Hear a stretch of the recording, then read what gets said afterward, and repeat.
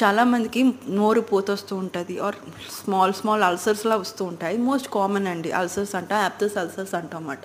ఈ యాప్థస్ అల్సర్స్ ఎందుకు వస్తాయని మీకు తెలిస్తే అసలు ఆ కండిషన్స్ మీరు ప్రివెంట్ చేసుకొని కొంచెం జాగ్రత్త పడతారన్నమాట. సో యాప్థస్ అల్సర్స్ అనేవి చిన్న చిన్న అల్సర్స్ రౌండ్గా ఉంటాయి, నొప్పి వస్తూ ఉంటాయి. Mostly 1 to 2 వీక్స్లో తగ్గిపోవాలి.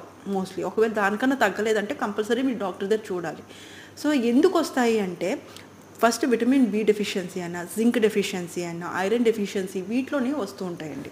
థర్డ్ థింగ్ ఏంటంటే యాసిడిక్ ఫుడ్స్ ఎక్కువ తిన్న, ఆరెంజెస్లో ఎక్కువ అసిడిటీ, లెమన్ అలాంటివి ఉన్నప్పుడు రావచ్చు. ఆర్ గ్యాస్ట్రైటిస్ ఎక్కువ ఉన్నది, యాసిడ్ కడుపు నుంచి బయటకు వచ్చేస్తుంది, తేనుపులు వస్తున్నాయి, ఆ టైంలో కూడా మీకు రావచ్చు.